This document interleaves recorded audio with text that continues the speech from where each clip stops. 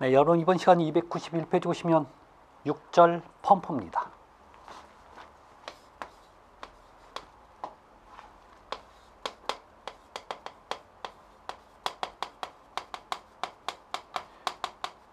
여러분 펌프는 물을 이송시키는 기계예요. 그런데 절대 펌프 혼자만 못해요.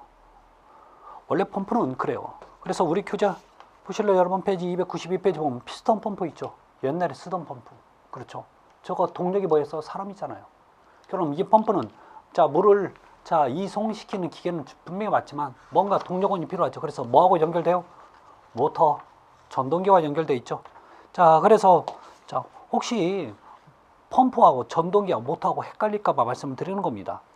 우리 교재로 봐야 될 게 뭐냐면 이 펌프의 종류에서 여러분 왕복동, 좀 왔다 갔다 움직이는 왕복동 펌프 또는 피스톤 펌프라고 하는데 가장 대표적인 여러분 세 번째 워싱턴 펌프 나와 있죠. 이 워싱턴 펌프는 이 용도물 한번 보시면 돼요. 얘는 주 용도가 보일러 급수용이에요. 보일러 용수를 공급하는 용도. 급수용으로 많이 쓰는 게 워싱턴 펌프입니다. 그래서 그렇게 보시면 되고, 그 다음에 292페이지 보시면 이제 여러 가지 회전하는 펌프들이 나와요. 일반적인 펌프들이 대부분 회전하거든요. 이것을 여러분 한문으로 왁건이라는 표현을 써요. 그래서 왁건 펌프 또는 회전 펌프라고 하는데, 여기서 다 볼 필요는 없고, 여러분 그 종류에서 먼저 봐야 될 펌프가 이 볼류트 펌프와 라인 펌프가 있는데, 이 두 개는 똑같은 역할을 합니다. 어떤 역할을 하냐면 온수, 순환용 펌프예요. 온수인데 여러분 이 온수는 이게 난방용 온수가 될 수도 있고요. 따뜻한 샤워를 하거나 이렇게 설거지하는 따뜻한 온수용, 급탕용 온수일 수도 있어요. 여기 순환이라는 얘기는 돈다는 얘기인데 공급한다는 표현도 써도 상관없어요. 예를 들어서 난방 공급용 펌프 또는 급탕 공급용 또는 급탕 순환용 다 같다는 얘기예요. 그러면 너 볼류트는 어떨 때 쓰고 라인은 어떨 때 쓰는지 그것만 보시면 돼요. 볼류트는 그 물의 양이, 이 온수의 양이 많을 때, 그래서 대용량이라 또는 대규모 건물에서 사용되는 게 바로 볼류트고, 라인 펌프는 소용량 또는요 소규모에서 사용되는 게 바로 라인 펌프가 되는 거죠. 두 번째,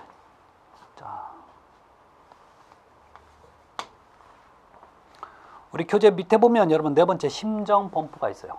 여러분 이 심정이라는 얘기는 지하수란 뜻이에요. 지하수. 이 심정용 펌프를 보면 두 가지가 있어요. 하나는 보어홀 펌프가 있고, 그 다음에 수중 펌프가 있어요. 둘 중에 어떤 게 더 깊은 우물물에 쓰냐면 이게 깊은 심정용, 지하수용이 보어홀 펌프가 되는 거죠. 그 다음에 293페이지 보면 여러분 기타 펌프에서 넌 클러그 펌프가 나옵니다. 넌 클러그 펌프가 있어요. 이 넌 클러그 펌프는 우리 혹시 물에 어떤 찌꺼기라든지 고형물, 덩어리, 헝겊, 이런 것들이 있어도 배수가 가능한 펌프예요. 그래서 정화조 같은지 또는 정화조라든지 또는 집수정 이런데 배수가 가능한 펌프가 바로 넌 클러그 펌프입니다. 안 걸려요. 잘 돌아가는 거죠. 두 번째 여러분 기어 펌프인데, 여러분 기어 펌프는 회전이 속도가 빠르지 않아요. 그래서 이 유체 중에 끈적끈적한 어떤 점성이 있는데 유체를 옮기는 데 좋아요. 그래서 기어 펌프는 기름 반송용으로 쓰여 있죠. 세 번째 제트 펌프는 멀리 보내요. 그러다 보니까 여러분 우리가 화재 났을 때 멀리 쏴서 불을 끌 수 있어요. 그래서 주로 제트 펌프는 소방 또는 소화용이라고 보시면 돼요. 기포 펌프, 기포를 이용해서 물을 뽑아주는 그런 펌프가 바로 기포 펌프가 됩니다. 그래서 이 정도만 좀 봐주시고, 저는요 294페이지 보면 펌프의 양정이 나와요.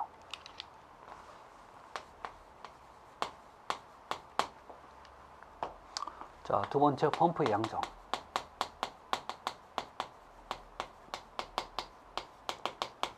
펌프의 양정인데, 양정이라 하는 것은 물을 끌어올리는 높이요.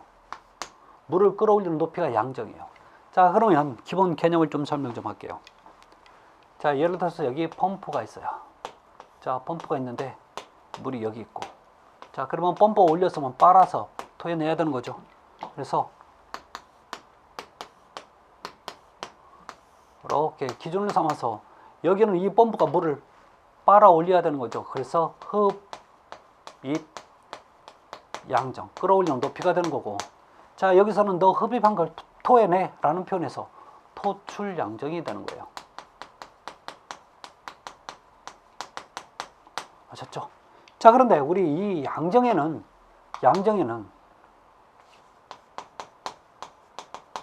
크게 실양정과 또 하나는 전양정으로 나눠서 구분을 해야 돼요. 자, 그러면 실양정은 뭐 있냐면 요 두 개 합친 거예요. 자, 흡입양정에다가 토출양정을 합친 게 바로 실양정이 돼요. 자, 그러면 전양정은 여기 흡입양정 플러스 토출이에요. 이 두 개를 뭐라고 얘기했어요? 여러분, 실양정이 되는 거죠. 이렇게 실양정에다가 뭘 더해 주는데, 봐요, 여러분, 물이 지나가면서 이 관 내부에 마찰을 일으켜요. 또 이 펌프를 통과하면서 마찰이 생기는 거죠. 그래서 마찰인데, 이 마찰 뒤에가 마찰 손실, 마찰 수도, 마찰 개수 이렇게 나와도 여러분 다 상관없어요. 요 중요한 건 요 마찰이 여기 포함이 돼야 전체 양정이 나온다는 거죠. 그래서 자, 우리 실양정과 전양정은 어떤 개념이 있는지 그 개념을 좀 여러분 정리를 하셔야 됩니다. 그 다음에 나오는 게 우리가 봐야 될 게 이제 페이지 296페이지 보면 급수 배관의 시공인데 제7절.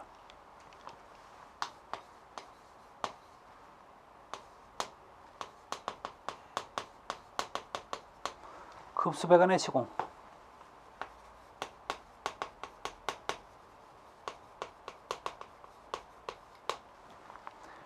자, 거기 보면 여러분 1번 배관에 구배 나와 있죠. 구배를 다른 말로 기울기 경사라는 표현을 써요.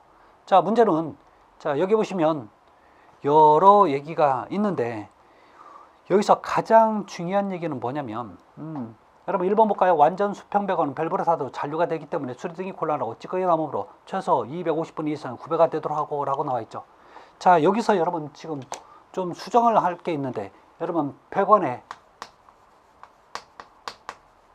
일반 구배는 기본적으로 200분의 1 이상으로 보십시오. 우리 교재 250분의 1 있는 거, 자, 우리 교재는 지금 250분의 1로 돼 있죠. 이걸 여러분 이렇게 바꿔주십시오. 아셨죠? 그래서 교재를 수정을 하시기 바랍니다. 자, 문제는 여기서 나온 어떤 구배란 표현과 함께, 자, 두 번째 급수간의 배관 구배 볼래요? 하얀 배관법의 수평 주간은 하향 구배고 각 층의 수평관은 선 상향 구배라고 나와 있죠. 이것 좀 봅시다. 자, 지금부터 좀 중요한 얘기를 지금 할 건데 잘 들어보셔야 돼요. 자, 우리 배관의 명칭에 대해서 얘기를 할 거예요. 배관의 명칭. 이건 절대 교재에도 없는 내용이지만 정말 꼭 중요해서 잘 알아두셔야 되는 거예요. 이건 교재도 없어요. 그렇지만 이걸 알고 있어야 어떤 배관의 명칭이 나왔을 때 여러분들 머릿속에 빨리빨리 이해를 하실 수 있는 사항입니다. 자, 우리가 배관이 설치되어 있는 곳은 딱 두 가지 형태로 설치가 되어 있어요.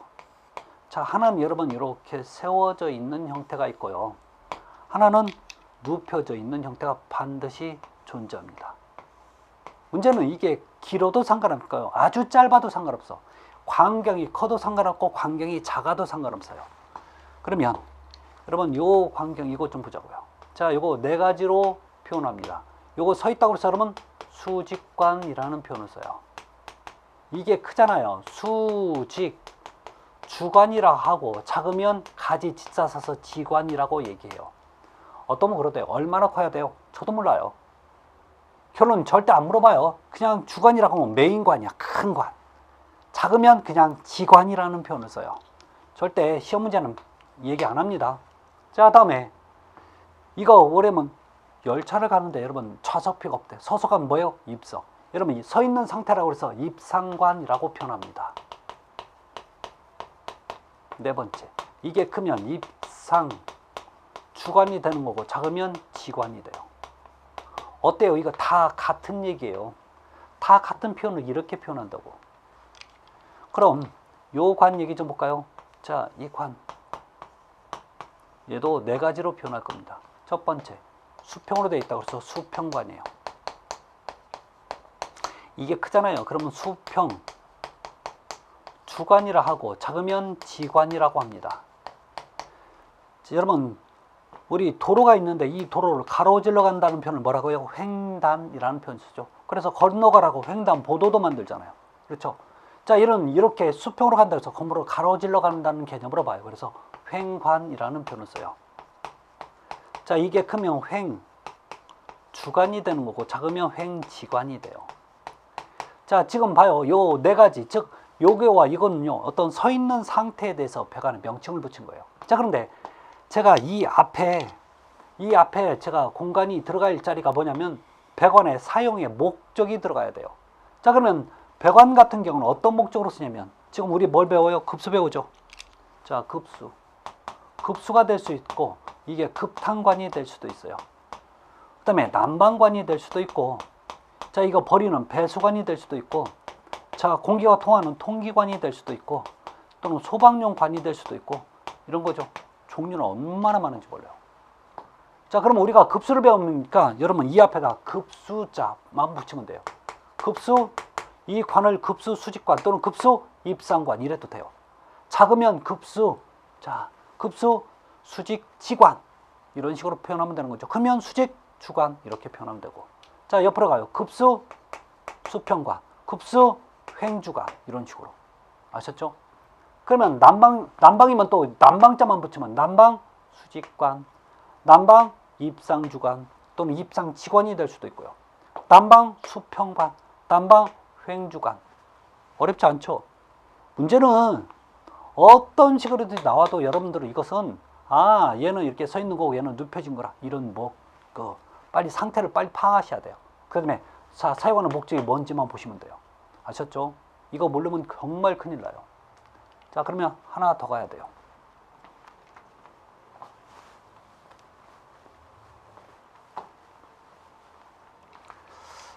잠깐 볼까요? 배관이 이렇게 설치가 되어 있는데 얘는 자, 이렇게 설치된 관이 있고 얘는 이렇게 설치된 관이 있어요. 자, 여기서 물이 이쪽에서 위에서 밑으로 쏟아져도 상관없고요. 자, 밑에서 위로 가도 상관없어요. 상관없습니다. 자, 그러면 위에서 밑으로 온다고 볼까요? 자, 그럼 물이 이쪽에서 와서 이렇게 흘러 내려갈 거고 얘는 이렇게 와서 이렇게 흘러갈 거예요. 이해되시죠? 문제는 여기서 이 배관의 끝에서 요 배관 끝을 한번 보실까요? 자, 이 끝이 나보다 여기가 내가 보는 관점입니다. 여기서 이렇게 보면 물의 흐름이 이쪽 방향이니까 이쪽으로 봐야 되는 거예요. 그래서 나보다 요 앞에 있는 게 나보다 아래로 내려갔죠. 그래서 자, 앞선 자석을 써서 선하향구배라고 표현합니다. 밑으로 향했다고요. 그래서 물이 밑으로 내려가는 거죠. 자, 그러면 나는 여기서부터 요 끝을 봐야 돼요.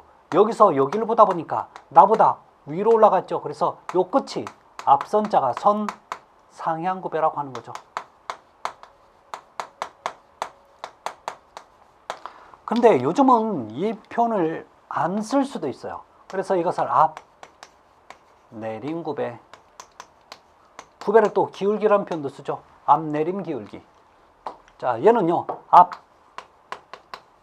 앞올림 기울기 이런 식으로 표현돼요. 자, 다시 가요. 이거 굉장히 중요한 개념인데 이것은 여러분 물이 지금 어디서부터 어디로 흘러간지를 빨리 봐야 돼요. 안 그러면 안 돼요. 그러면 만약에 여러분 여기서 이쪽으로 흘러가면 이게 얘기가 달라지는 거죠. 이쪽에서 이쪽으로 흘러가면 선하향구배가 되는데 물은 이쪽에서 이쪽으로 흘러가니까 선상향구배가 되는 거예요. 어떤 거리죠? 그럼 밑에서 위로 올라가면요 똑같잖아요. 물이 여기서부터 이쪽으로 가잖아. 그러니까 나보다 여기서부터 여기를 봐야 되니까 선상향, 이렇게 가면 또 이렇게 가니까 선하향, 같은 얘기가 돼요. 물은 밑에서 가든지 위에서 가든지 문제가 아니라 이게 어디서부터 어디로 흘러가는지 그걸 빨리 봐야 돼요. 저 개념이 없으면 또 힘들어집니다. 아셨죠? 자, 그래서 자, 그 얘기를 좀 정리를 하셔야 되는데, 자, 여러분 두 번째 보면 밸브가 나와요. 밸브. 자, 밸브는 여러 가지 밸브가 있는데 기본적으로 밸브에 대해서 좀 볼까요?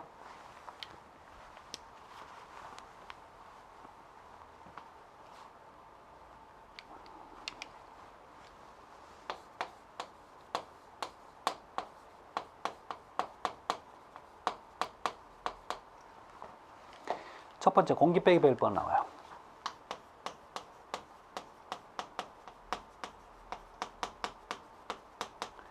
여러분 이런 거죠. 이렇게 배관이 있는데, 자, 여기가 공기층이 이렇게 있잖아요. 그러면 유체 흐름이 생기는, 유체가 흘러가야 되는데 이 공기층 때문에 못 가게 막는 힘, 저항이 생겨요.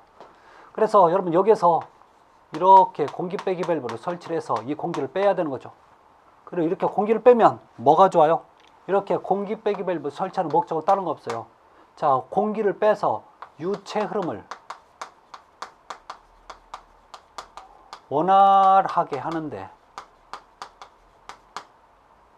이렇게 하기 위해서 쓰는 게 바로 공기 빼기 밸브입니다. 자, 문제는 이 공기 빼기 밸브는 항상 공기가 맨 위에 있기 때문에 어디에 상부에 설치해야 되는 거지 하부에 설치해서는 필요가 없는 거죠.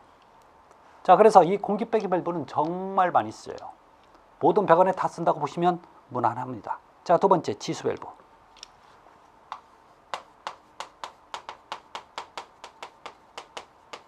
지수란 얘기는 물을 정지시키는, 차단시키는, 모든 물을 차단하는 용도로만 쓰면 여러분 지수 밸브가 돼요. 자, 그러면 이 지수 밸브를 다는 이유가 있어요. 그래서 설치 목적 보면 1번 볼까요?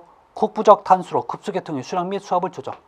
자, 이 지수 밸브 다는 목적은 국부적 단수를 하겠다는 얘기죠. 자, 단수도만 하는 게 아니라, 자, 수압과 이걸 조절하는 얘기죠. 수량을 조절할 수 있어요. 자, 그러면 지수 밸브가 뭐냐고요? 자, 여러분 욕실에 가보면 기본적으로 물이 나오는 어떤 그 수전을 보면 세 군데가 있어요. 첫 번째 대변기, 두 번째 저희 집 같은 거 보면 그 다음에 세면기, 그 다음에 샤워기.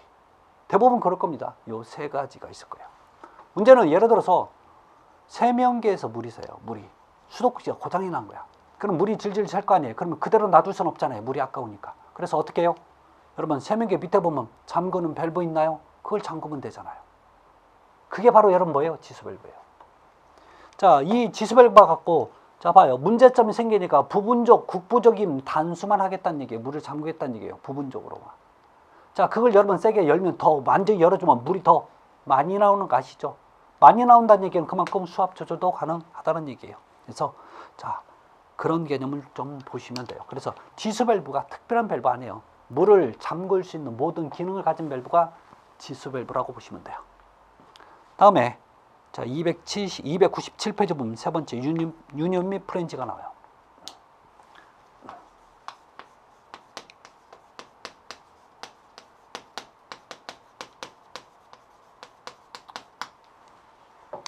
우리 교재 사진을 보면 여러분 유니온 나와 있죠. 자, 유니온은 어떤 형태로 쓰냐면 배관을 두 개 다 마찬가지입니다.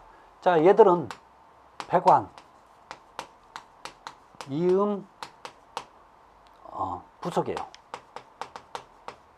배관을 이어가는 겁니다. 자, 정확히 말하면 배관은 똑같은 광경을 가진 배관을 이어가는 거예요. 자, 그래서 유니온 보면 여러분 가운데가 안쪽에 보면 나사식으로 깎여져 있죠. 이게 배관을 갖다가 요 부분을 깎아서 이렇게 돌려서 양쪽으로 끼워주면 돼요. 자, 이게 바로 유니온이고, 이런 플랜지 볼까요? 이런 플랜지 가운데 보면 동그란 판이 있어요. 구멍이 뽕뽕뽕 뚫렸는데 이 가운데 부분에다 배관을 집어넣고 그 주변을 용접을 해버려요. 그러면 이 동그란 판하고 배관하고 연결되겠죠. 요걸 다른 편에도 또 같이 만들어요. 그래서 우리 교재 맨 오른쪽 사진 보면 요 두 개를 갖다 어때요? 이렇게 연결시켜서 그 부분을 이제 나사로 조여버려요. 자, 얘도 여러분 똑같이 배관의 부속, 이음의 부속품이 되는데, 문제는 배관의 간격이 50mm 이하, 즉 간격이 작아지면 유니온을 많이 쓰고, 이 간격이 50mm 이상 커지면, 배관이 커지면 플랜지를 쓰면 좋아요. 자, 문제는 니들은 왜 자꾸 쓰려고 그래? 이렇게 사용하는 목적이 있어요. 사용 목적. 여러분 사실 용접해도 되는 거죠. 자, 그런데 제가 이 두 개를 용접했어요. 문제는 이게 뭐가 문제가 생겼어요. 그럼 100원은 여러분 이걸 해체를 해서 뭔가 확인을 해볼 일이 생겨요. 아니면 100원을 갖다가 오래돼서 100원을 교체해야 될 일이 생길 겁니다. 이럴 때 여러분 용접을 한 건 이 부분을 잘라야 되는 거죠. 자르는 것도 일이지만 다시 붙이는 것도 일이 되잖아요. 근데 얘들은 한번 해놓으면, 즉 이렇게 만들어 놓으면 요거 풀렀다 조였다 하기가 쉬워지는 거죠. 결론은 사용 목적은 다른 거 없어요. 100원에 교체 수리가 쉬워져서 그렇죠. 그래서 이 두 개를 사용하는 겁니다. 자, 네 번째 여러분 수격작용에 대해서 얘기합니다. 수격작용. 수격이라고 하는 것은 물의 충격이라는 뜻입니다. 그래서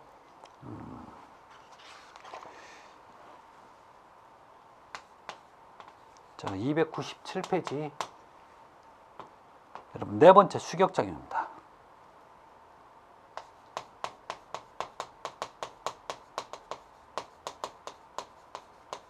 이걸 영문은 지금 뭐라고 써 있어요?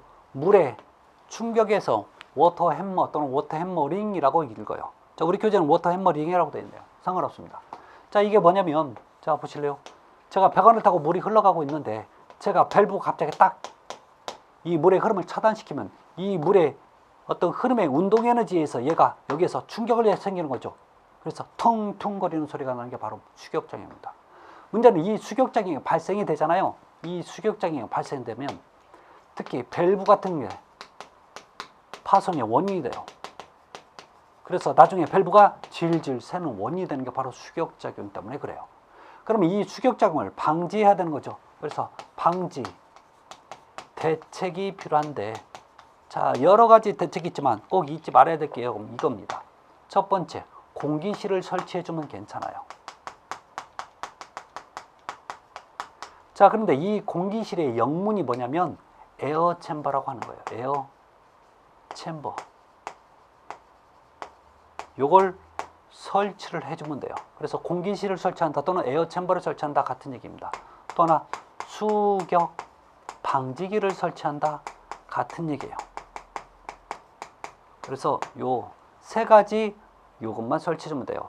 자, 그래서 여러분 우리 교재 보시면 여러분 298페이지 보면 수격 방지기 설치해서 대부분 보면 요거였죠. 여러분 요게 여러분 지금 수격 방지기인데, 여러분 대부분 변기 밑이나 아니면요 세면기 밑에 조개 이렇게 가로로 설치가 돼 있을 거예요. 얘가 요 안에 피스톤이 작동이 돼 있는데 쿵 소리 나면 얘가 안쪽으로 좀 쏙 들어가면서 물의 충격을 흡수해줘요. 그 다음에 요건 주로 어디 있냐면 여러분 지하 주차장의 상부에 보면 배관들이 굉장히 가는데 그 배관의 끝에 파란색 아니면 빨간색으로 이렇게 색깔이 칠해져 있어. 저게 부착이 돼 있어요. 얘는 자, 물이 저기도 갑자기 멈추면 저기까지 영향을 미칠 수 있어요. 아니면 스프링클러라든지 우리 뭐 사용했을 때 갑자기 멈췄을 때 여기서 충격작용이 생기니까 그 안에 고무 튜브가 달려 있어요. 근데 평상시에는 이렇게 쪼그라들고 있다가 갑자기 충격이 생기면요 얘가 압력이 어딘가 빠져야 되니까 이쪽에서 이렇게 부풀렀다가 쭉 줄어들어요. 부풀렀다 줄으니까 부풀릴 때 충격을 물의 압력을 얘가 감당을 해줘요. 그러니까 다른 데서 충격이 그만큼 줄어드는 거죠. 자, 다섯 번째 여러분 슬리브예요.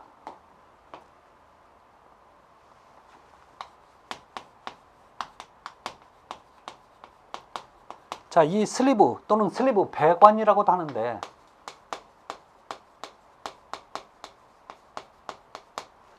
자, 이 슬리브는 뭐냐면 여러분 가장 대표적으로 왜 우리 아파트에 보면 거실과 그다음에 거실에서 여러분 에어컨의 실내기와 실외기가 통과될 수 있게 미리 구멍을 뚫어놔갖고 플라스틱으로 막아놨죠. 막아져 있어요. 이렇게 어떤 배관이 관통하기 위해서 미리 구멍을 뚫어놓는 구멍을 여러분 슬리브라고 합니다. 자, 얘는 콘크리트 타설 전에 요 관을 씹어놓고 끝을 막거나 그 다음에 거푸집을 제거하고 나면 요 구멍이 뽕 뚫려 있어요. 그 사이로 배관이 왔다 갔다 하면 되는 거죠. 이게 여러분 슬리브예요.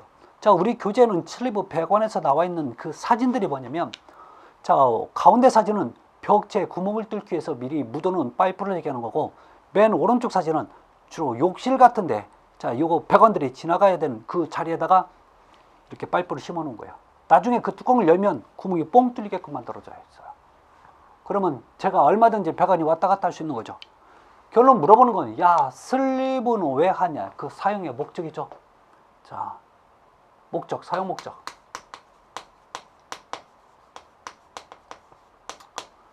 여러분, 여기 에어컨을 이렇게 해놓으면 나중에 제가 가지고 가기도 편하죠. 이사 와서도 제가 집어넣기 편하죠. 그래서 결론도 얘는 배관의 교체, 수리를 쉽게 하기 위해서 쓰는 거예요. 자, 두 번째는, 자, 배관의 신축 팽창에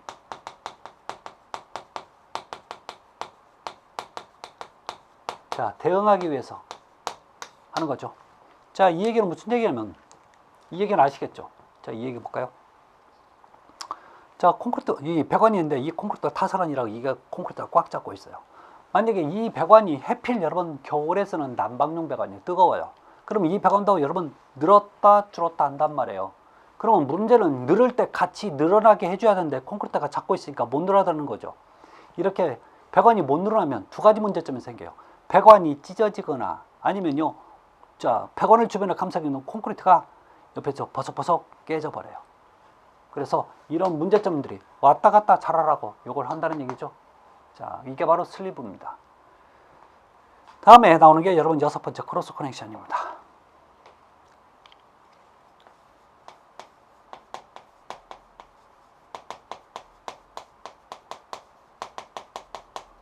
교차 배관이라고 하는데, 여러분 이 교차 배관은, 즉 크로스 커넥션은 어떤 뜻을 가지고 있는지 우리 책에 좀 볼까요? 1번 급수배관이나 기구 구조의 불비, 불량의 결과 급수관 내에서 오수가 역류해서 음료수를 오염시키는 현상. 도대체 무슨 얘기 하는 거예요? 알 듯 말 듯 모르겠죠. 결론 더 쉽게 얘기할까요? 이 크로스 커넥션은 먹는 물에 똥물이 섞여요. 좋은 거예요? 나쁜 거예요? 나쁜 거겠죠. 절대 있어서는 안 되는 일이에요. 그러면 그게 되냐고요? 돼요. 예를 들어 볼까요? 자, 여러분 여기 이런 변기 있어요. 자, 그래서 이렇게 발로 밟는 이 변기가 있는데, 제가 예를 들어서 일을 봤어요. 자, 그래서 제가 밸브를 발로 밟았는데 설상가상 변기가 막혀버렸네.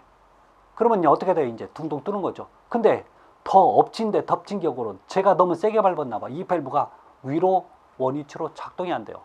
그러면 계속 올라오는 거죠. 그래서 계속 이렇게 둥둥 뜨고 있는데 어떻게 하다가 이게 제 위치로 딱 갔을 때 여기서 물을 갑자기 멈춤과 동시에 여기 있는 덩물이 쪽 빨리 올라가요. 이런 게 여러분 크로스 커넥션입니다. 왜 이런 거 똑같은데 왜 주사기 있죠? 여러분 주사기로 완전히 끝까지 밀어가지고 딱 놓으면 그 밖에 나갔던 그 액체가 조금은 타고 올라오죠. 이런 현상이 여러분 크로스 커넥션이에요. 절대 있어서는 안 되는 거죠. 그래서 크로스 커넥션이 우리 교재상으로는, 자, 급수에다가 오수가 섞여버리는 현상이 여러분 크로스 커넥션이에요. 제가 얘기할 때는 항상 하는 얘기 그렇죠. 먹는 물에 똥물이 섞여. 이게 바로 크로스 커넥션. 절대 있어서는 안 되는 겁니다. 그럼 얘도 방지 대책이 필요하죠. 대책. 첫 번째, 진공 방지기를 설치합니다.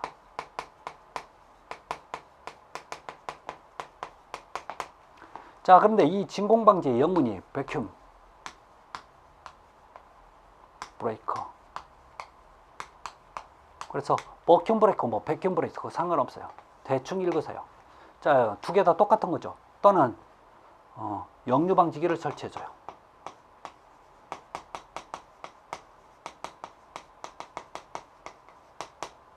이러면 되는 거죠. 이게 대책이에요.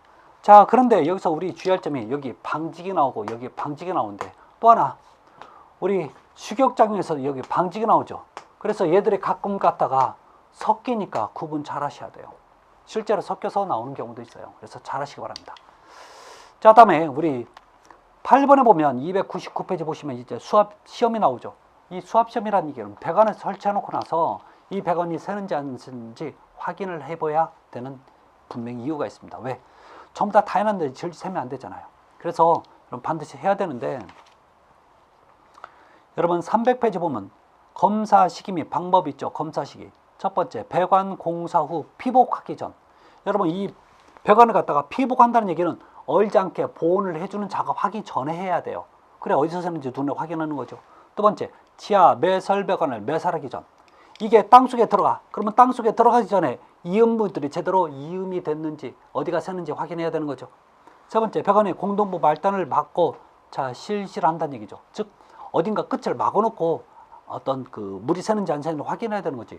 끝을 열어놔 버리면 여러분 어떻게 돼요? 문제가 생기겠죠. 이런 개념들이에요. 그래서 자 공공 수도 직결식일 때는 그 압력을 1.75MPa 이상으로 압력을 세게 밀어보고, 그다음에 이거 테크 및 급수가일 때는 조금 작아도 돼요. 그래서 공공일 때는 많은 사람들이 쓰다 보니까 압력이 커질 수밖에 없겠죠. 자 그래서 잘 버텨야 되고, 그다음에 탱크 및 급수가일 때는 그렇게 자 우리만 쓰기 때문에 크게 큰 압력으로 안 해도 상관없어요. 그래서 보통 1.05 1.05MPa 이상으로 해주면 돼요. 여러분 1.05가 어려우면 그냥 1MPa 이상이라고 암기하셔도 좋을 것 같습니다. 그래서 자 그런 얘기들이 나와 있으니까 여러분 확인하시면 될 것 같습니다. 자 그래서 이번 시간 여기서 마치고 다음 시간에 다시 뵙겠습니다. 감사합니다.